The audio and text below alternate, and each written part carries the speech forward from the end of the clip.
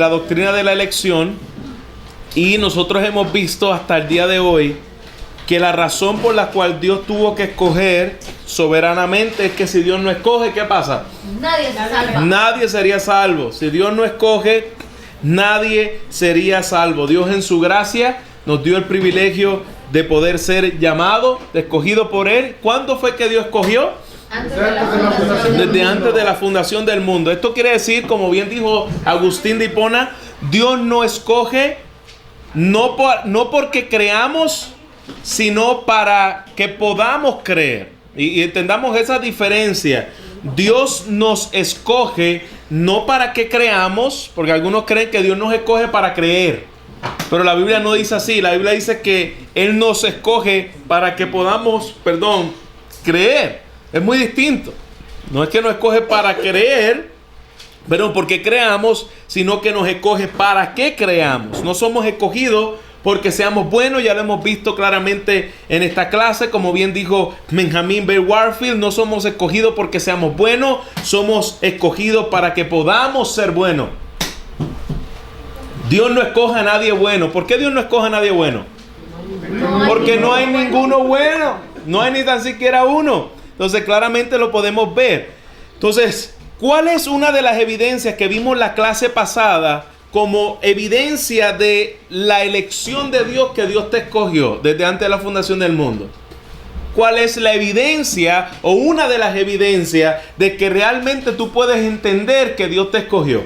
Porque, esto es importante que lo entendamos, porque hay gente aquel que se jacte de su elección no ha entendido la elección. Porque la elección nunca te hace jactarse. La elección te hace humillarte. ¿Cómo nos escogiste cuando yo, siendo un pecador, igual que la prostituta que está en la calle, igual que el drogadicto que está en la calle, igual que el pecador que está en la calle, igual que aquellos que estarán en el infierno un día, yo y él no teníamos ningún tipo de diferencia? Me escogiste por el puro afecto de su voluntad.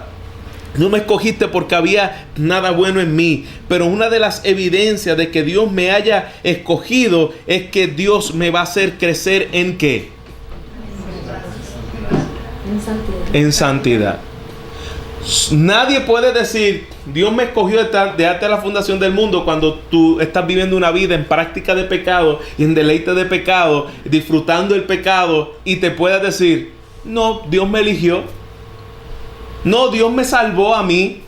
Bueno, conforme a la conducta que tú estás mostrando, tú estás dando unas evidencias grandísimas de que tal vez tú no hayas sido todavía entendido lo que es la salvación y tú seas salvo. Ahí está, por sus frutos también. Por sus frutos lo conoceréis, correctamente.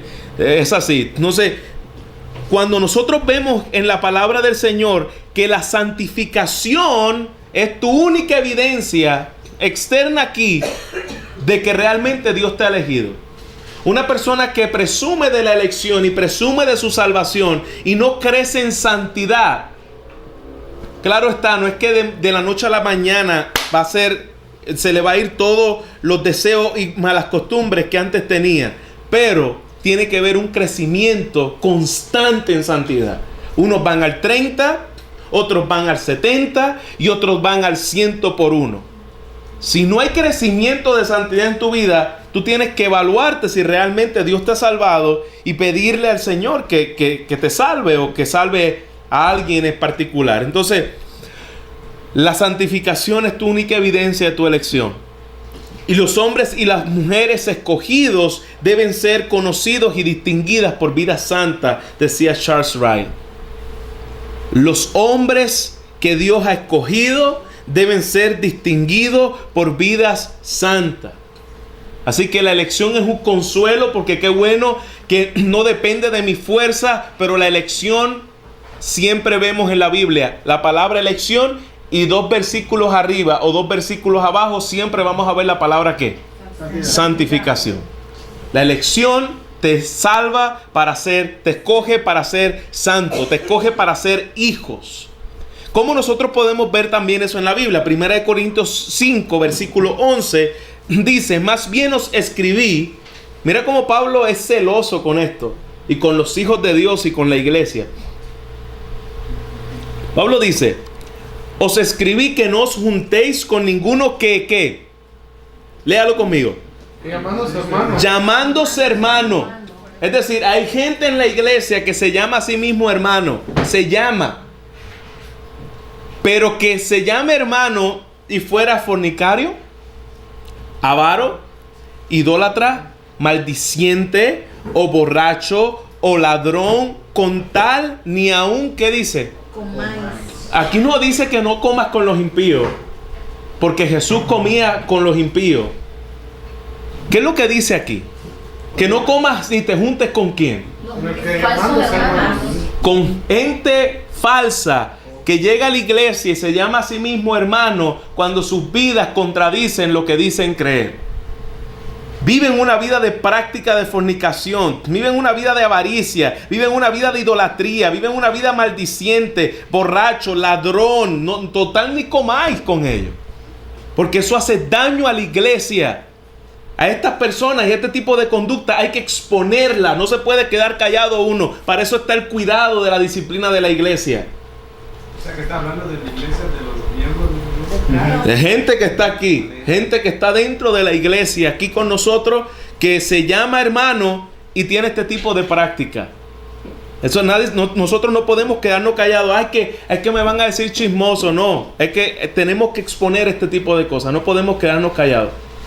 Otra cosa es que tú estés buscándole, tú estés de cazabruja todo el mes de Halloween buscando que todas las fallas de los hermanos. Dios no te mandó a buscar las fallas de los hermanos, te mandó a buscar las tuyas. Pero cuando haya un tipo de práctica que traiga daño a la iglesia, nosotros tenemos que cuidar la iglesia. ¿Está bien? Porque algunos tienen un don bien especial. Dios os ha escogido desde el principio. Dice 2 Tesalonicenses 2:13, Dios os ha escogido que Dios os haya escogido desde el principio para salvación. Dios escoge para salvación, dice la palabra del Señor. Pero ¿mediante qué? Él te escoge para salvación mediante la ¿qué? Santificación por el Espíritu y la fe en la verdad. La elección no está separada de la santificación y la santificación no está separada de la elección. Si alguien está siendo santificado y creciendo en santidad es porque Dios lo escogió desde antes de la fundación del mundo. Y si alguien Dios lo escogió desde antes de la fundación del mundo, está creciendo por el Espíritu Santo en la fe y en la verdad. Amén. Bueno, vamos entonces a mirar lo que nos sigue diciendo las Escrituras acerca de esto. Y voy a mirar, una definición acerca del falso significado de la elección. Rompamos falsos argumentos y significados de la elección. La elección no significa que Dios meramente supo quién habría de creer y sabrá esa base, y sobre esa base los eligió. Ya nosotros lo hemos hablado y ¿quién me lo puede explicar? Alguien levante su mano para no hablar todos a la vez. La elección no significa que Dios meramente supo quién habría de creer y sobre esa base los eligió. Alguien que levante su mano y diga cómo se llama esa posición y por qué eso no es correcto. Levante su mano. La hermana Marlene la levantó, la vi por ahí con el rabo del ojo. A ver. Dios lo escogió desde la fundación del mundo. Dios nos escogió desde antes de la fundación del mundo. Está muy bien. No es algo que Él supo quién habrían de creer y sobre esa base eligió. ¿Por qué esta premisa es falsa? Porque Dios no es adivino. Levanten la mano. Porque Él no sabía el futuro. Él creó el futuro y siempre me quedó la mitad. Va bien. Dios no miró el futuro y supuso por el futuro, porque ¿quién fue el que creó el futuro? Dios creó el futuro, Él no supuso, Él lo creó el futuro. José Mario. Está basada en la presencia también. Y esa se le conoce como la presencia de Dios, pero la verdadera presencia de Dios no es que Dios conoce algo, es que Dios es el que orquestó todas las cosas conforme al propósito de su voluntad. Ahora, D.L. Moody enseñó que la elección significa lo siguiente: Dios me escogió para Él, pero el diablo me escogió para Él. Mi elección es la que rompe la igualdad. Esa frase de D.L. Moody, ¿es bíblica o no es bíblica? No. Como todo buen estudiante de la Escritura, levante su mano y dígame por qué no es cierta. Porque no existe libre albedrío. Levante su mano y dígame por qué no es cierta. Porque no existe libre albedrío. No soy yo el que hace la diferencia. ¿Por qué no soy yo el que hace la diferencia? Levante su mano y contésteme. Selene. Porque Dios me eligió antes de la fundación del mundo. Ok, Dios me eligió desde antes de la fundación del mundo. Está muy bien, pero yo quiero que ustedes me digan claramente, Dios escogió, dice, para él, pero el diablo también me escogió para él. Mi elección es la que rompe la igualdad. Está muy bien lo que Selene dijo, Dios nos escogió antes de esa fundación del mundo, está muy bien. Lo que el hermano Jorge nos dijo está muy bien, pero hay algo que me limita para esto, algo que oficialmente lo hace Carmen. Esa premisa está sugiriendo que Dios no es soberano y que Él depende de mi decisión para Él ganar, como si estuviese compitiendo contra el diablo. Muy buen punto. Está poniendo una premisa que Dios no es soberano y te pone como que vamos a competir. Ustedes han visto este tipo de caricaturas que ponen en el Facebook, que a veces no sé, tú no sabes si llorar o reír. Tú ves a Cristo en un lado y a Satanás en el otro haciendo así. ¿Lo has visto? Mano, no se le ocurra darle compartir esa porquería. Eso no es lo que la Biblia dice. La Biblia claramente nos dice que Él es soberano. Dios no está luchando con Satanás. Dios es soberano sobre Satanás. Si Él quiere, le hiciera así y lo desapareciera. ¿Por qué todavía no lo hace? ¿Por qué Dios no lo ha hecho? Porque aún usa todo para su gloria. Y está usando aún Satanás para su gloria. Ese no es el Dios de la Biblia. Y lo que a mí a veces, como dice por ahí, nos hierve la sangre, es cómo es posible que gente que se llame creyente, que conoce la Biblia, le dé compartir a todo este tipo de cosas que ponen en el internet. Ese no es el Cristo que servimos, ese no es el Dios que servimos, no es uno que está haciendo ahí pulseo con Satanás. No, Dios es soberano. ¿Para qué dijiste eso?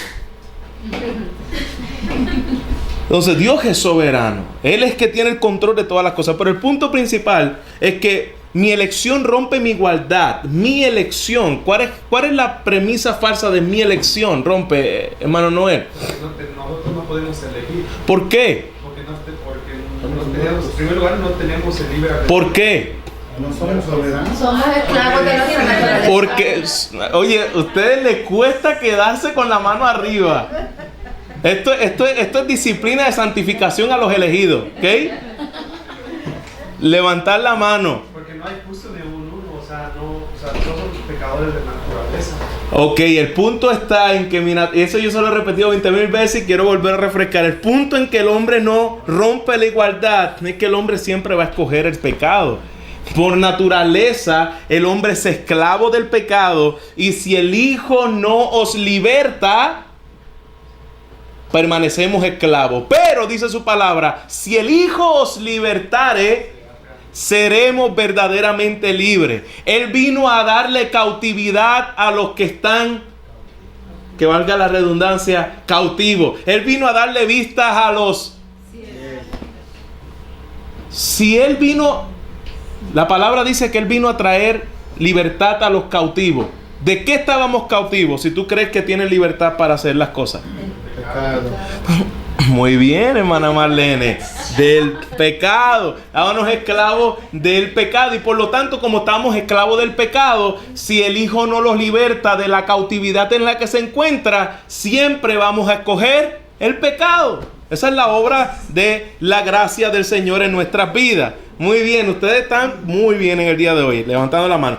Algo que se conoce en la doctrina de la elección o la doctrina del orden de la salvación es una frase en latín. Y esta frase en latín yo le voy a decir, escuche bien, la próxima clase yo voy a escoger, antes de iniciar la clase,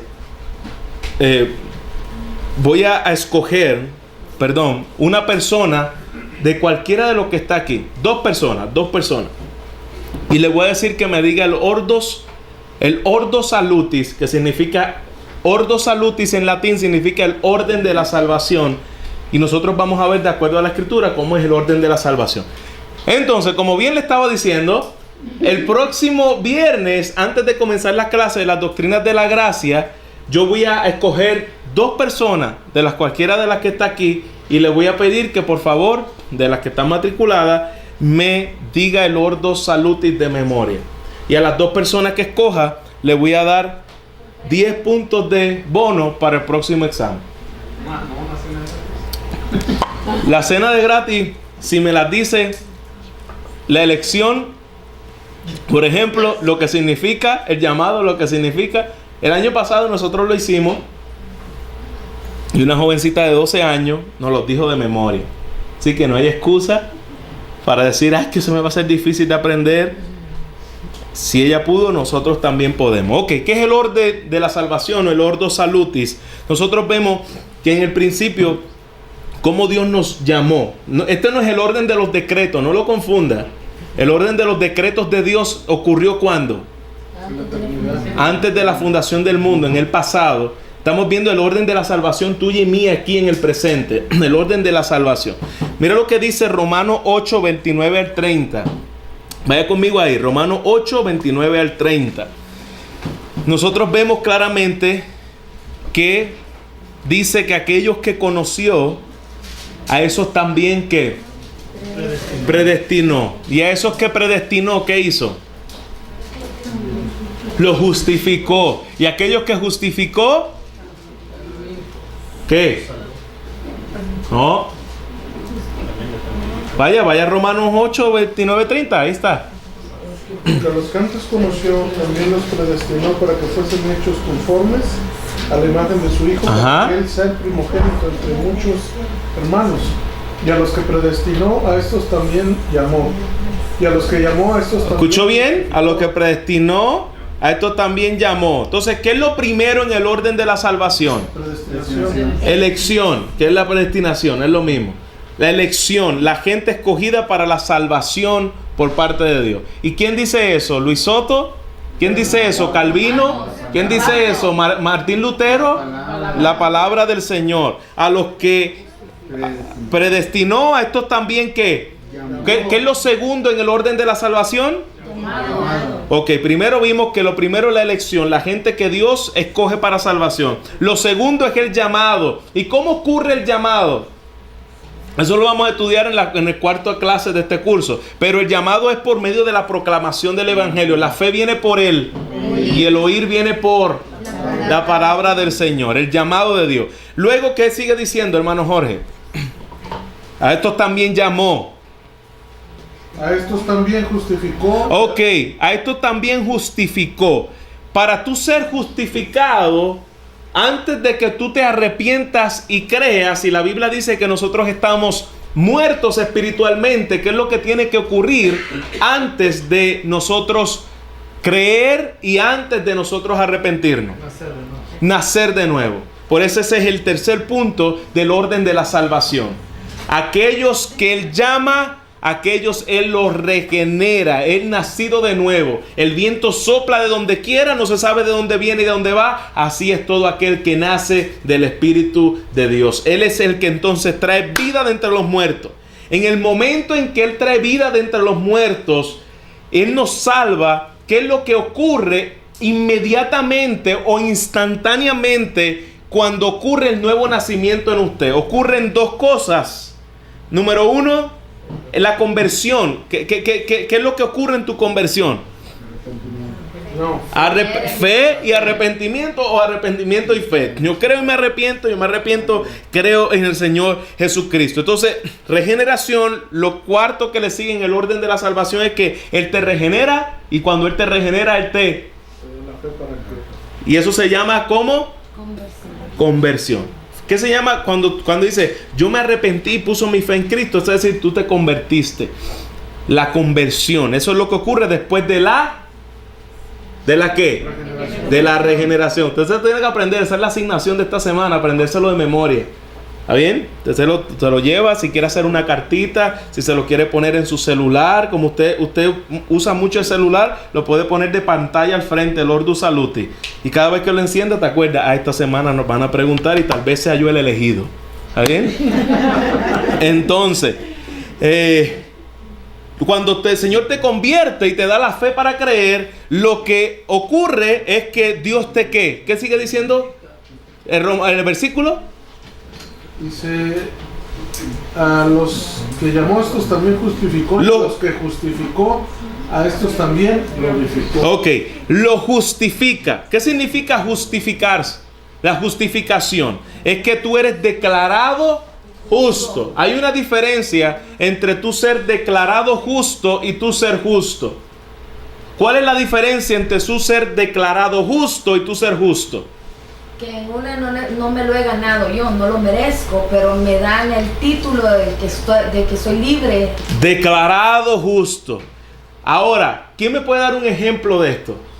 Un ejemplo de terrenal, de una declaración justo, de lo que trajo María del Carmen del ejemplo de ahora. Un ejemplo de eso. Un juez, ¿Cómo haría el juez? pues, si te ve culpable, Ajá. Eres culpable, estás en el tribunal, eres culpable. pues, vas a la cárcel, ¿no? Se supone que si eres culpable, tú vayas a ser condenado. Ajá. ¿Y cuál es cómo ejemplificamos esto? ¿Vas bien? Si fueras justificado, que otra persona agarre el lugar, que diga, esta persona no es culpable. ¿Sí? Está bien. Alguien toma el lugar o el juez te declara justo. Y ese criminal que el juez declaró justo, ¿es justo? No. Bueno, sí, porque lo declararon justo. ¿Es justo ante qué? Ante la ley. Ante la ley. ¿Pero él es justo? No. Fue declarado justo. Entonces mi justicia me fue imputada. Yo no me la gané.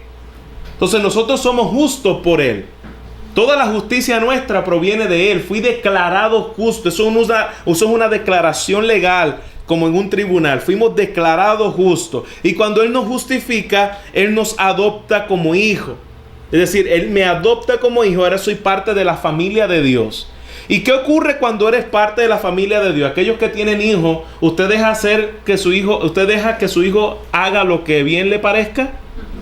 Usted como hijo, usted va a comenzar con él a disciplinarlo y a cuidar de su vida para que crezca como un hombre hecho y derecho, como dicen en mi país, ¿no? Pues de la misma forma ocurre. Dios te mete a su familia y él comienza en tu vida, cuando él te salva, un proceso de santificación. Comienza a santificar tu vida, una conducta apropiada a la vida cristiana que honre el nombre del Señor Jesucristo. Entonces, cuando él te comienza a santificar, ahora, la santificación, él se termina aquí en la tierra. ¿Podemos alcanzar el nivel de la perfección en la santificación aquí en la tierra? No. Hasta que Cristo venga, entonces nosotros seremos, ¿qué ocurre? Seremos glorificados, pero todavía no quiero confundir, no quiero llegar ahí porque no estamos ahí todavía. En la santificación no la terminaremos aquí. Llegaremos en la eternidad donde terminaremos la santificación. Se conoció como el movimiento de la santidad para el tiempo de John Wesley, el tiempo donde también Charles Finney, ellos creían en un método donde tú podías alcanzar la santidad aquí en la tierra. Por eso se le conoce al movimiento de los metodistas. ¿Ustedes han visto a los metodistas? Ellos tenían un librito que se llamaba el libro del método. Y ese libro del método, ellos ahí tomaban, tenían que leerlo, aplicarlo, hasta que ellos fueran creciendo en una santificación perfecta aquí en la tierra. Por eso se llaman los metodistas, por el método de santificación que utilizaban y lo aplicaban a los miembros de la iglesia. Y luego que Él nos santifica, Él nos hace ¿qué? Perseverar. Es la perseverancia de los santos. Permanecemos siendo cristianos por toda la vida. ¿Por qué? Porque aquel que es hijo, no es hijo una vez y ya no es hijo por siempre. No es que una vez me dio vida eterna y después me la quitó. No, pues si es vida eterna, no puede ser temporal. Si es eterna, es eterna. Y Cristo vino a darnos vida eterna. Eso es lo que se conoce como la perseverancia de los santos. Nos hace perseverar hasta el final en santidad y creciendo en Él. Luego la parte de la salvación, y con esto ya vamos cerrando, es cuando nosotros morimos. Todos los que estamos aquí un día, si usted ha sido salvo, estaremos delante de la presencia del Señor. Y es el gozo más grande de los redimidos. Esa es nuestra graduación. Estaremos eternamente con el Señor. Iremos a estar con nuestro Dios al momento de morir. Pero ahí se acabó toda la salvación nuestra. No. Aquellos que dice la final de Romanos, aquellos que Él llamó, a estos también glorificó. Entonces, aquellos que llama para la elección, el final de nuestra salvación es la glorificación. ¿Y qué significa la glorificación? Es que al final el Señor nos va a dar un cuerpo nuevo, que valga la redundancia, glorificado. Es cuando la Biblia dice que los muertos en Cristo resucitarán primero, lo que resucita es precisamente el nuevo cuerpo glorificado que se nos va a dar cuando suene la final trompeta. Si nosotros morimos en el día de hoy, y eso lo vamos a estudiar en otra clase en teología sistemática que se conoce como la doctrina de la muerte, eso no lo vamos a estudiar en el día de hoy, y nosotros vamos a ver que lo que se levanta en el tiempo en que resucitamos es precisamente el cuerpo glorificado. Dios nos va a dar un nuevo cuerpo, porque lo que se comió los gusanos allá aquí y que se los va a comer de nosotros es que el cuerpo. Entonces Dios nos dará un cuerpo nuevo glorificado, así como Cristo resucitó, como señal de las primicias. Bueno, apréndase el Ordo Salutis. ¿Está bien? Para la próxima clase. ¿Cuál es el resultado de la doctrina de la elección? Ya hemos dicho que esto nos debe llevar a la consolación. Sabemos que estamos seguros en Cristo y por la gracia de Cristo. La Biblia dice que fuimos escogidos para alabanza de la gloria de su gracia y misericordia. Para alabanza de la gloria de su gracia. Estaremos alabando, Señor, gracias por tu gracia en nuestras vidas. Y la doctrina de la elección debe impulsarnos como un motor a evangelizar. No lo contrario. La doctrina de la elección es un impulso y una pasión para evangelizar. ¿Por qué? Porque yo sé que Dios ha predestinado a muchos para salvación y que es nuestra labor predicar el evangelio, porque Él escogió también el medio para salvar a sus escogidos, y el medio se llama la locura de la predicación. Yo no enviaría a ningún misionero a ninguna parte, ni de aquí a la esquina, como decimos, a predicar si no entiende la doctrina de la elección. ¿Por qué? Porque cuando vea que son rechazados, nadie responde, se va a frustrar. Va a decir, esto no es lo mío, yo me voy de aquí. Pero cuando tú entiendes, como dijo Pablo, allí hay muchos pueblos míos, ve y predica la palabra. Allí hay ovejas de mi redil. Hay ovejas de mi prado. Ve y predica, porque allí hay pueblo escogido, como le dijo el Señor al apóstol Pablo. Cuando tú y yo entendemos eso me da pasión para evangelizar, porque Señor, aunque nadie responda, yo sé que tú tienes pueblo escogido en este lugar. Y aquí yo voy a permanecer por amor a tu nombre. Esto no será en vano. Pero si tú no entiendes la doctrina de la elección, tú te vas a frustrar. Y tú no vas a querer predicar. Y a ti se te van a quitar las ganas de predicar, porque tú vas a decir, aquí nadie responde. Pero hay pueblo de Dios que va a responder. Ese es el resultado de entender la doctrina de la elección. Y voy a hablar por 15 minutos de las objeciones de la doctrina de la elección, y con esto vamos a terminar la clase. ¿Qué son las objeciones? Las objeciones son la gente o comentarios que están en contra de esta doctrina.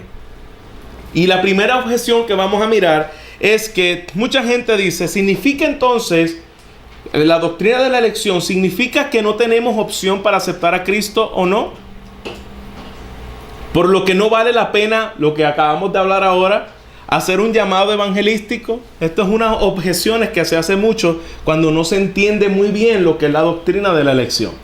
Pues quiere decir que entonces no vale la pena hacer llamados evangelísticos y que yo no tengo opción de aceptar a Cristo si Dios escogió desde antes de la fundación del mundo. Entonces vamos a entender esta premisa a la luz de lo que la doctrina realmente representa. Esta premisa es una premisa incorrecta, su base es incorrecta, porque una decisión, ¿quién dijo que una decisión tiene que ser absolutamente libre, sin influencia de ninguna clase para ser genuina? ¿Quién dijo eso? ¿De dónde vino ese comentario? ¿Bíblico? Porque bíblico no es, tal vez de una filosofía, pero ¿quién dijo que una decisión tiene que ser libre absolutamente sin ninguna influencia para ser genuina? Por ejemplo, un esclavo no puede escoger a otro amo sin que otro amo lo compre. Entonces tomó una decisión, pero el otro amo fue quien lo compró. Y se movió de amo. Tomó la decisión de irse a otro amo, pero otro amo fue quien lo compró. Pero Dios puede trabajar soberanamente en nuestros corazones, que es lo que hace el Espíritu Santo. Dice que el Espíritu Santo nos convence de ¿qué? De pecado, de justicia y de juicio final. Esa es la obra del Espíritu Santo en nuestras vidas. De manera que cuando el Espíritu Santo viene a nuestros corazones y nos da un nuevo corazón, como dice Ezequiel, quitaré el corazón de piedra y pondré un corazón de carne. Lo que Dios hace en nuestras vidas es que cuando Él nos salva, nos cambia nuestros corazones, nos cambia nuestra, ¿qué? Dígalo. Naturaleza, y por lo tanto nuestros deseos son cambiados. Y ahora ahora yo puedo decir que deseo a Dios, que quiero arrepentirme, que quiero correr tras de Él, que quiero seguirle de forma voluntaria, porque primeramente Dios cambió mi naturaleza. Así que esta premisa de decir que no tenemos la opción de poder venir a Él voluntariamente es falsa. ¿Por qué? Porque Dios es quien te da a ti. ¿Quién es el que produce en nosotros el querer como Él hacer? Es una obra del Señor en nuestras vidas. Entonces, cuando nosotros vemos que Él cambia mi naturaleza de manera que escojamos voluntariamente a Cristo. Venimos voluntariamente a Cristo porque Él cambió mi naturaleza. Dios causa que escojamos a Cristo de forma voluntaria, y esto es correcto según lo definido por su palabra. Entonces vemos que esta premisa es falsa. ¿Alguien quiere traer alguna pregunta de esta premisa antes de cerrar y pasar a otra premisa que todavía no le cerró el hilo? 1, 2, 3. No. Está muy bien. Segunda premisa. La elección nos hace robot, dicen algunos. Bueno, es que si eso es así, de que Dios escoge, entonces la gente son como robots y marionetas, pero no son personas reales. Porque esos son como que te programaron para tú hacer todas las cosas. ¿Será eso lo que dice la Biblia? La Biblia dice que Él nos programó de antemano para que hiciéramos las cosas como robots. Él nos dio ¿qué? Voluntad. Solo que mi voluntad, aquí sí que cabe la categoría de robot. Mi voluntad, antes de venir a Cristo, tenía un chip. Y el chip decía naturaleza corrupta, pecaminosa. Y la Biblia dice que éramos esclavos de el pecado y esclavos de Satanás. Y hacíamos por naturaleza lo que Satanás no controlaba. Es decir, antes de tú venir a Cristo, sí, tú eras un robot. Y eras un robot programado a pecar. Que gloria a Dios por el Señor Jesucristo, que nos hizo libres para que ahora nosotros podamos venir a Cristo de forma voluntaria y poderle agradar a Él. Entonces, decir que la elección nos hace robot, yo preferiría decir, la elección me liberta de ser un robot de Satanás. Porque yo era un esclavo de Satanás y la elección me libertó para que yo pudiera hacerlo. Pero pastor, eso no son personas reales si ya Él lo hizo desde antes de la fundación del mundo. Dios es quien nos creó y Él es quien define lo que es una persona real, no nosotros. Y lo que no es una persona real. Y nuestras decisiones y voluntad son reales y genuinas delante de Dios, porque cuando nosotros venimos a Él, venimos de forma voluntaria. Y cuando tú te rebelas contra Él, tú lo haces de forma voluntaria.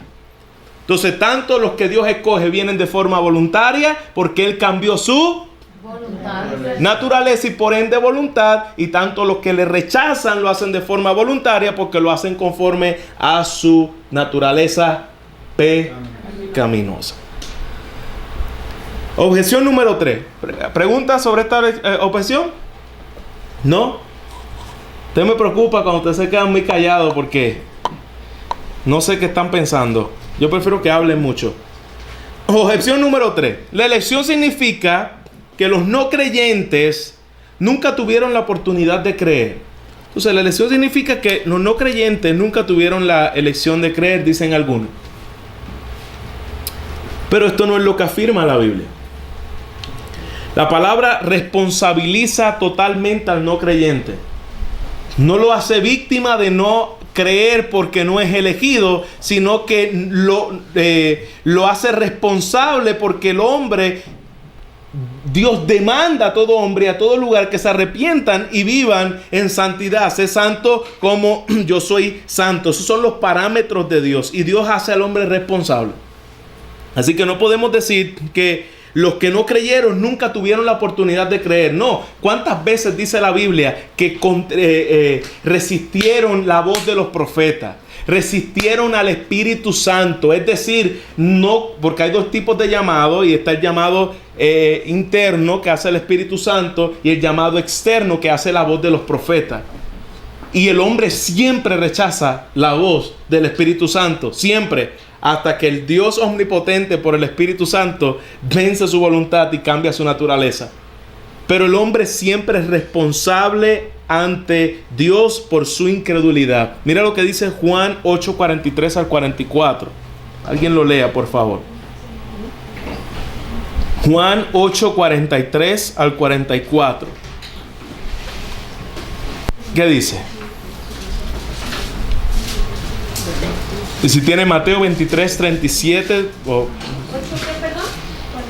43 al 44. Juan dice, ¿por qué no entendéis mi lenguaje? Porque no podéis escuchar mi palabra. Vosotros sois de vuestro padre el diablo, y los deseos de vuestro padre queréis hacer. Él ha sido homicida desde el principio y no ha permanecido en la verdad, porque no hay verdad en él. Cuando habla mentira, de suyo habla, porque es mentiroso y padre de mentira. Entonces, Dios está siendo responsable de la incredulidad al pueblo. Y eso lo podemos ver en Mateo 23:37, Juan 5:40, Romanos 1:20. El hombre es responsable ante Dios. Y ha escuchado el Evangelio, le fue predicado el Evangelio, de modo que no tienen excusa, pisotearon la sangre del Hijo de Dios. Pastor, y eso lo hace responsable, aunque no puedan creer por su naturaleza, absolutamente los hace responsable. Por eso debemos dar glorias a Dios por Cristo, que todavía cambia nuestra naturaleza. Y que desde antes de la fundación del mundo le ha placido escoger a muchos, de millares, para que puedan venir a Él por causa de su elección. Entonces, nuestro conocimiento de los procesos de Dios están fuera de orden. Por eso es que hablamos de esta forma.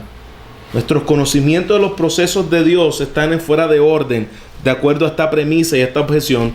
Y eso lo afirmamos en Romanos 9:20. Alguien lo lea fuerte, Romanos 9:20. Mas antes, oh hombre, ¿quién eres tú para que alterques con Dios? ¿Quién eres tú para que estés peleándole a Dios? Dirá el vaso de barro al que lo formó, ¿por qué me has hecho así? ¿Qué dice el 21? ¿O no tiene potestad el alfarero sobre el barro para hacer de la misma masa un vaso para honra y otro para deshonra? No tiene potestad el alfarero. ¿Quién es el alfarero? Dios. De hacer de la misma masa, una masa corrupta, una masa de pecado, unos vasos para honra y otros vasos para deshonra. Es decir, el Dios que creó todas las cosas no tiene potestad de que Él reciba gloria por medio de los vasos escogidos y que Él reciba gloria por medio de los vasos de ira, mostrando en uno gracia y mostrando en otro justicia y ira. No tiene el alfarero potestad de que Él revelar su gloria conforme a Él le ha placido. ¿Quién eres tú, hombre, para que alterques contra Dios? Entonces Pablo responde muy bien estas premisas y estas objeciones, que Pablo también lo trae como una respuesta a una objeción, el versículo 20 al 24 de Romanos 9. ¿Dudas? Paco. Entre semana, la hermana Betty me hacía preguntas sobre eso. Me decía, porque como su esposo pues no quiere nada, ella me decía, pero es que ¿cómo es posible que el Señor haya escogido a unos sí y a unos no? Y yo le explicaba todo eso porque es soberano y le daba esos ejemplos del alfarero. Entonces ella me dice, pero entonces si ya escogió a unos para honra y otros para deshonra, entonces nosotros ¿cómo sabemos? O es que no sabemos, nosotros debemos de predicar. Es que Dios no nos mandó a saberlo, Dios mandó al hombre a arrepentirse. Entonces arrepiéntete. me preguntaba esto, ¿puede uno que no fue escogido arrepentirse? No, imposible, porque el asunto es que nadie puede venir a mí, dice Jesús, si no le fuere dado del Padre. El proceso de la evidencia de la elección es que malinterpretamos la elección. Bueno, otra vez, otra objeción con una base de premisa falsa en la Escritura. La pregunta no debe ser por qué Dios escoge a alguno y condena a otro. La pregunta debe ser por qué Dios no nos condenó a todos. Porque todos merecíamos la condenación. Entonces, la pregunta sí que deberíamos de hacerlo: Señor, ¿por qué salvaste gente? Porque tú no le enviaste un salvador a los ángeles que pecaron contra ti. ¿Pudo haber Dios salvado a Satanás y a los demonios que pecaron contra él? Eran ángeles caídos. ¿Pudo Dios enviarle un salvador y mandar a Cristo a morir por ellos? ¿Sí o no? Si hubiese querido. ¿Por qué no le envió un salvador a Satanás y a los ángeles? No quiso. No quiso. El asunto, ¿y qué se muestra con eso? ¿Es justo? ¿Sigo siendo justo Dios? Dios siguió siendo justo, no enviándole un salvador. El asunto que nosotros tenemos que mirar aquí entonces es decir, ¿seguiría siendo Dios justo si nos hubiese enviado a todos a la condenación? No lo hizo con los ángeles, hubiese seguido siendo justo Él si hubiese enviado a todos a la condenación. Entonces, cambiar la premisa y no decir ¿por qué no salvó a todos? El asunto es ¿por qué no nos condenó a todos? Porque no merecíamos ser salvos, merecíamos ser condenados. Qué bueno es Dios, que es un Dios de gracia, que todavía le place salvar. ¿Termina la idea? Entonces, yo le expliqué todo eso, pero ella decía, pero yo creo que al final Dios va a tener misericordia de todos y no va a ser como tan. Pues le dije, pero entonces ¿cuál fue el caso yo le explicaba de cuál era el caso de que había muerto Jesús en la cruz por nosotros. Pero dice, entonces yo me voy a dar cuenta si él no es salvo o si él no es escogido, si le predico y no entiende. No, Dios no nos mandó a preguntar, Dios no nos mandó a averiguar quiénes eran los escogidos. Dios nos mandó a predicar el evangelio, y aquellos que creen, Él lo sabe, inclusive aquellos que rechacen el evangelio. Ninguno de los que estamos aquí tiene la potestad de decir, este es escogido, este no es escogido. Nadie. Dios nos mandó a predicar el evangelio. El Señor sabe. Y si no responde, sigue predicándole el evangelio. Porque Dios dice, predicad el evangelio a toda criatura. El que creyera y fuera salvo, el que creyera y fuera bautizado será salvo. Dios nos dijo, vayan y prediquen el evangelio a los escogidos. ¿Por qué? Porque nosotros no sabemos quiénes son. Entonces Dios nos mandó a predicar el evangelio. Es que hay veces que es muy difícil, pues, como para uno claro. entender eso. Claro. Y a veces nuestras falsas premisas sin el fundamento de la escritura, porque ella dijo, yo creo que al final Dios va a tener misericordia de todo. La pregunta es, ¿en base a qué? ¿En base a qué tú crees que Dios va a tener al final misericordia de todo? Porque no es en base a la Biblia. Entonces, ¿dónde estás creando tu fundamento? ¿De dónde estás sacando tus presuposiciones? Porque si no son de acuerdo a la escritura, tú tienes otra fuente de autoridad. Entonces, si tu fuente de autoridad no es la Biblia, entonces no podemos decir que tú crees en la Biblia y que eres cristiano. Entonces esto conlleva otras ramas más grandes. Hermano Andrés, de forma rapidita. No, ya me contestaron. Ok, excelente. Hermana Doris. No, solamente agregar que eso que a veces, la confusión es la moralidad, que a veces que pensamos que porque actuamos haciendo cosas buenas, merecemos. Claro. El hombre confunde que no todos somos cristianos, todos hemos aceptado al Señor, pero no es por las acciones que hagamos. Claro. Que Las obras son evidencia de tu salvación, no requisito a ellas. Una evidencia de tu salvación. Ok. Ahora, otra premisa es que la elección es injusta. La elección es injusta, dice. Dios es injusto. Esa fue la premisa que Pablo contesta en Romanos 9:21. Pues Dios es injusto. Pero la pregunta es, ¿Dios está obligado a salvar a alguien? Entonces, ¿por qué estamos diciendo que Dios es justo? Dios no está obligado a salvar a nadie. Es totalmente justo, como vimos y acabamos de decir y volvemos a repetir, que Él dejara a todos los que hemos pecado ir al infierno a pagar por nuestra deuda, así como lo hizo con los ángeles. Era perfectamente justo que Dios hiciera eso. Entonces, que Dios haya decidido salvar a algunos es muestra de la ¿qué? Gracias. De la gracia de Dios. De la gracia de Dios. Que Él haya querido mostrar y salvar a algunos es una muestra de su amor y de su gracia. Llamar a Dios injusto está fuera de nuestro rango de interpretación. Porque sentamos a Dios en la silla de los acusados, cuando el que estamos sentados en la silla de los acusados, que estaremos un día delante de Él, somos nosotros. Entonces Dios es creador y todopoderoso, y su manera y método de crear no puede ser cuestionado por sus criaturas.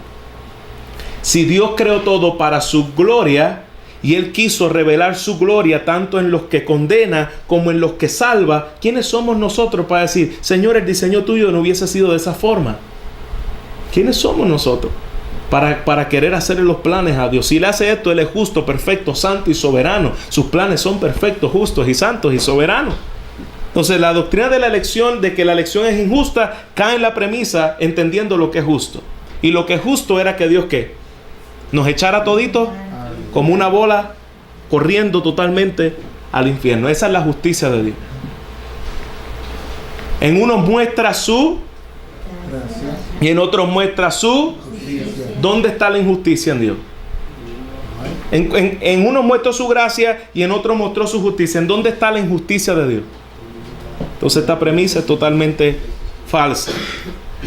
La objeción a la doctrina, los antipredestinarios, es decir, los que no creen en esta elección, dice: la predestinación no puede ser verdad porque Dios sería injusto en escoger a alguno ni no a otro. Y si la voluntad de Dios es irresistible, ¿cómo puede Dios hacer responsable por el pecado? Otra vez volvemos a leer lo que dice Romanos 9. ¿Qué pues diremos? ¿Que hay injusticia en Dios? ¿Ve que Pablo se hacía estas preguntas ya mucho antes? Solito. ¿Que hay injusticia en Dios? Pablo le dice a ellos: de ninguna manera. Pues a Moisés dice: tendré misericordia del que yo tenga misericordia, y me compadeceré del que yo me compadezca. Así que no depende del que quiere ni del que corre, sino de quien Dios, que tiene misericordia. ¿Por qué no depende del que quiere ni del que corre? Es una obra del Señor. Algo más. Algo más. ¿Por qué no depende del que quiere ni del que corre? Porque nadie quiere. Nadie quiere. ¿Quién quiere venir a Dios? ¿Cuánto han visto ustedes, los que están aquí, a un ladrón buscando a un policía? Yo quiero que me encuentre el policía. Aquí estoy para que me lleve arrestado. Así es el hombre sin Dios. Nadie quiere y nadie corre a los pasos de la santidad de Dios. Por lo tanto, no depende del que quiere ni del que corre, sino de quien Dios tenga misericordia. Y el versículo 16, conmigo aquí, versículo 16 dice: ¿por qué inculpar a Dios de injusticia para salvar a alguno? ¿Quién eres tú para que alterques contra Dios? Eso es lo que nosotros vemos. ¿Quién eres tú para que alterques contra Dios? ¿Por qué tú vas a culpar a Dios de injusticia porque salva a alguno? No puedes culpar a Dios de injusticia porque salva a alguno. Él hace lo que quiere con lo suyo. Hago lo que quiera con lo mío. Objeciones de la presencia. Bueno, ¿qué significa la palabra presencia en los versículos que nosotros hemos citado? Proginosco, quiere decir, significa preordenado, no quiere decir que Dios vio. No, lo que pasa es que Dios vio ante el futuro, o que Dios miró al futuro. No, pero la palabra proginosco, presencia, que significa proginosco en griego, significa que Él preordenó para que fuesen y no porque vio que eran. Romanos 29 dice para que fuesen. No fue que Él vio. Entonces la elección precede a la fe salvadora. Fue antes de la fundación del mundo. Hechos 13:48 dice: y creyeron todos los que estaban ordenados para la vida eterna. Creyeron todos los que estaban ordenados para la vida eterna. No dice: y fueron ordenados todos los que creyeron. Creyeron todos los que estaban ordenados para la vida eterna. Otra de las objeciones es la palabra todos. Es que la Biblia dice todos. Tito 2:11, Pablo dice: porque la gracia de Dios se ha manifestado para salvación a todos los hombres. Ya ve que la gracia de Dios para salvar, Él se la manifestó a todos los hombres. Dicen los que traen esta premisa. Pero el mensaje de Jesucristo no había sido revelado a los chinos ni a los aztecas en ese tiempo. ¿O sí? Y Pablo está diciendo que la gracia de Dios había sido manifestada a todos los hombres. Quiere decir que ya para que el tiempo en que Pablo escribió esto, los aztecas recibieron y tenían el evangelio los aztecas. Bueno, hasta el tiempo de ahora está, tal vez todavía vemos cómo está el mundo en México y el catolicismo. Imagínate para aquel tiempo, en el 1500 entró Colón a América a descubrirla. Imagínate. Y esto está hablando ya el apóstol Pablo diciendo: la gracia de Dios ha sido manifestada para salvación a todos los hombres. Entonces el mensaje de Jesucristo no había sido revelado ni a los chinos ni a los aztecas. Pablo se requiere a la universalidad del evangelio que trasciende barreras raciales y culturales. Es decir, no es al rico, no es al pobre, no es al chino, no es al judío, sino es a todos los hombres. Hombres de toda raza, lengua, tribu, nación, etnia, posición social, todos los hombres. Eso es lo que significa la palabra todos en el contexto. Todos los hombres, porque si no, o el contexto está mal, o una mal norma aquí de interpretación no puede ser, porque es lo que quiere decir. La gracia de Dios se ha manifestado para salvación a todos los hombres. ¿A quiénes se refiere a todos los hombres? A todas las naciones. ¿Quiere decir todos los hombres a cada ser humano? No, imposible que nosotros interpretemos este versículo de esa forma. Gramaticalmente, históricamente y lógicamente imposible. No es posible que se interprete de esta manera, sino que cuando nosotros, por ejemplo, si yo dijera hoy, todo el mundo vino a la clase de hoy. ¿Quiénes son esos todos? Todo el mundo vino aquí, inclusive aquí no cabe ni en todo Estados Unidos, cabe todo el mundo. Imagínate en este salón. Cuando decimos todos, todo el mundo, en ese contexto que estoy hablando yo, cuando hablamos todo el mundo vino a la clase de hoy, ¿a quiénes se refieren esos todos? A los que están matriculados y vienen todos los días viernes a tomar la clase. Esos son los todos que está hablando aquí. Entonces específicamente tenemos que mirar contexto, contexto, contexto. Entonces su pensamiento, todos los hombres, como Pablo dijo, fui constituido predicador y apóstol y maestro de los gentiles. Para Pablo, todos los hombres significa gentiles y también los no judíos, los no judíos y no los no judíos solamente. Cuando dice todos los hombres, fui constituido apóstol y maestro a los gentiles. Entonces Pablo, todos los hombres significa gentiles y también judíos.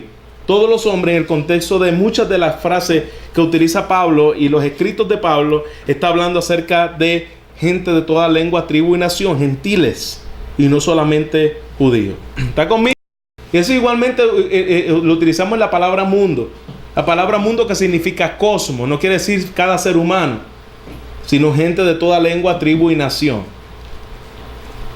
Sin obviar lo que significa la palabra, los hebraísmos. ¿Saben lo que significa hebraísmos? Son como mexicalismos. Ustedes dicen ándale, ¿no? Y el ándale que ustedes utilizan, ustedes pueden utilizar 10 cosas que significan ándale, mientras un americano tiene 10 palabras distintas, ustedes tienen la misma como mexicano. Vamos a tal sitio, ándale. Vamos, eso es cierto, ándale. Entonces eso es mexicalismo. Ustedes lo tienen por costumbre en la forma de decir las cosas. De la misma forma hay hebraísmos. Los hebreos cuando hablaban tenían su forma de decir las cosas. Y nosotros podemos decir, todo el mundo estaba aquí. Y eso tiene un significado para el pueblo. Lo que significa todo el mundo vino aquí. Y no quiere decir en un sentido literal que es todo el mundo. Y por último, ¿para qué evangelizamos? Si la lección es verdad, ¿por qué evangelizamos? Bueno, número 1, predicamos el evangelio porque Dios nos mandó a predicar. Vayan a todo el mundo y predican el evangelio. ¿Por qué predican entonces? Por obediencia. Dios es todopoderoso y puede salvar a quien Él quiera, de manera que Él puso su palabra para salvar a los elegidos. ¿Por qué debemos predicar? Por obediencia. Y número 2, porque Dios decidió escoger también los medios para salvar. Y los medios se llama la predicación de la palabra. Queda uno más. Si la elección es verdad, ¿por qué orar para que Dios salve a las almas? Si la elección es verdad, ¿por qué orar para que Dios salve a las almas? Yo cambiaría la pregunta. Si Dios no fuera soberano y no elegido desde antes de la fundación del mundo, ¿para qué pedirle a Dios que salve si está en la decisión humana? ¿Para qué? Si depende de la decisión humana, ¿para qué tú le pides, Señor, sálvalo? Ahí vemos las inconsistencias arminianas, ¿no? Señor, por favor, sálvalo, tráelo. Que seas tú, Señor, atrayéndolo a ti, cambia su corazón. ¿Cómo oramos? ¿Cómo ora todo el mundo, no? De esa forma. Señor, sálvalo, tú lo puedes salvar, tú tienes el poder para hacerlo. Ten misericordia, muestra tu gracia, Señor. Entonces, la respuesta es, si la salvación dependiera de la voluntad del hombre, ¿para qué tú le oras a Dios? Pero como yo sé que la salvación depende de la voluntad soberana de Dios, por lo tanto nosotros le oramos a Dios que salve. Si Él no puede hacer nada por el hombre para salvarlo, ¿para qué le ora? Pero si Dios escogió desde antes de la fundación del mundo, ¿por qué le salva? Entonces tenemos muchas razones para orar. Porque si no fuera así, entonces Dios estaría en el cielo de forma pasiva, impotentemente, para que el hombre decida. Porque la salvación depende de la decisión del hombre. Si la salvación depende de la decisión del hombre, ¿por qué le pides a Dios? Dios nos pide oración y nos pide que oremos a Él y la usa para cumplir sus propósitos. Porque la oración no es para cambiarle la voluntad a Dios. La oración es para cambiar la voluntad de nosotros. La voluntad no cambia los planes de Dios. La voluntad cambia los planes de nosotros. Para que nosotros nos... ¿La qué? La oración, perdón. Para que nosotros nos sujetemos a la voluntad de Dios. Entonces la voluntad no es que... La oración no cambia las cosas. La oración me cambia a mí. Entonces cuando la oración me cambia a mí, yo me sujeto a la voluntad de Dios. Así que si usted está pensando que cuando usted ora le cambia los planes a Dios, estamos pensando en un Dios diferente al de las Escrituras. Porque el Dios de las Escrituras nadie les cambia sus planes, Él sigue siendo el mismo. Él no cambia. Él sigue siendo el mismo y su plan lo va a llevar a cabo. ¿Y para qué oramos? ¿Para cambiarlo? No, para que me cambie, para que mi mente se sujete a la voluntad soberana de Dios. ¿Cuánto me queda aquí? Ok, 4. Nos vamos ya. La doctrina de la reprobación, esta es la más difícil de tragar. La reprobación es la decisión soberana de Dios de dejar pasar a algunas personas decidiendo no salvarlos. Dios pasa por alto, los deja en la condenación. Cuando la Biblia dice que Jesús no vino a condenar a nadie, ¿por qué fue? Cuando la Biblia dice que Cristo no vino a condenar a nadie, ¿por qué fue? Porque cuando Cristo vino aquí a la tierra, ¿cómo estaba la humanidad? Ya condenada. Ya condenada. Por eso es que el Hijo del Hombre no vino a condenar, sino a salvar. Porque ya la humanidad estaba condenada. Entonces, la reprobación es que Dios deja al hombre condenado, decidiendo no salvarlo y castigarlo por sus pecados para manifestar su justicia. Siempre que nosotros vemos la salvación, la predestinación o la elección, habla delante de la fundación del mundo para salvación. Y nosotros podemos ver que en la elección Dios soberanamente es como si fueran caminando hacia el abismo y Dios soberanamente escoge desde antes de la fundación del mundo aquellos y los demás van conforme a su justicia a ser llevados al trono de Dios para ser juzgados y echados al lago de fuego. Entonces, la reprobación Dios deja pasar por alto y salva a aquellos que ha escogido. La causa de la elección radica en Dios y es motivo de acción de gracia, pero la causa de la reprobación radica en el incrédulo y es motivo de tristeza. Si tú eres salvo es porque Dios te salvó. Y si tú eres condenado es porque tú fuiste responsable y tú rechazaste a Dios con todo tu corazón. Entonces la elección está basada en la gracia de Dios, pero la reprobación está basada en la justicia de Dios. Dios ha decidido dejar que ciertas cosas ocurran, las cuales traerán más gloria a su nombre, por eso lo dejo de esta manera. Y el cristiano debe mostrar profunda humildad delante de Dios, reconociendo que estamos en Cristo, no por causa nuestra, sino porque Dios nos amó en su gracia. Y reconoce el cristiano que no tiene ningún reclamo frente a Dios, solo acción de gracia por su bondad. Otra vez, ¿cuáles son los efectos de esto? Que usted salga de aquí confortado. Que usted salga de aquí dándole gloria al Señor en adoración. Eso es lo que nos muestra su palabra cuando habla de la elección. Y que salgamos de aquí con razones válidas y bastante por la Escritura para yo salir a evangelizar a otros conforme a lo que Dios nos ha mostrado en esta doctrina. ¿Está bien? ¿Preguntas? Ok. ¿Preguntas tuyas? Ok. No, o sea, por decir, usted dijo que si tú eres salvo es porque Dios te salvó, pero si tú te pierdes es por tu responsabilidad. Así es. Nunca quisiste seguir a Dios o creer en Él. Pero entonces, si una persona no fue escogida, ¿cómo va a creer en Él? ¿Y cómo va a ser su responsabilidad de Él? Ok, excelente. El hombre es responsable ante Dios por causa de que Dios es soberano. Tu incapacidad no limita tu responsabilidad. Así que nadie puede decir, nadie el día del juicio va a decir, yo no fui salvo porque tú no me escogiste. ¿Por qué no? Porque, por ejemplo, usted se imagina un criminal que vaya delante del juez aquí en la tierra. El juez dice, tú eres culpable, tienes cadena perpetua o tienes condena de muerte. Y se levanta el criminal y le diga, eso es injusto al juez, porque tú me pudiste haber quitado la condena.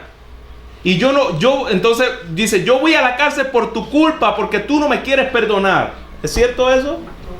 No. ¿Cuál es la culpabilidad por la cual ese hombre va a ir a la cárcel y va a ser condenado?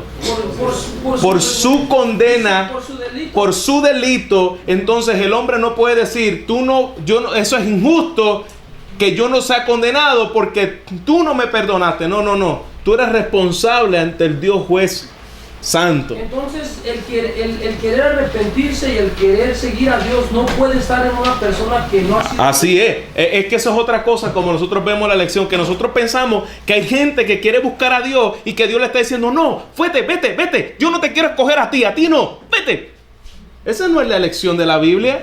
La elección de la Biblia es que nadie quiere y que Él atrae a aquellos, llama a aquellos, cambia la naturaleza de aquellos, porque nadie quiere venir a Dios. No es que Dios va a rechazar a gente que viene a Él. Nadie puede venir a mí si no le fuere dado del Padre. Al que a mí viene, yo no lo echo fuera. Entonces nosotros no podemos, eso es una falsa premisa de que gente piensa de que hay gente que está queriendo venir a Él y que Dios lo rechaza porque no son escogidos. No, hermano. Dios no rechaza a nadie.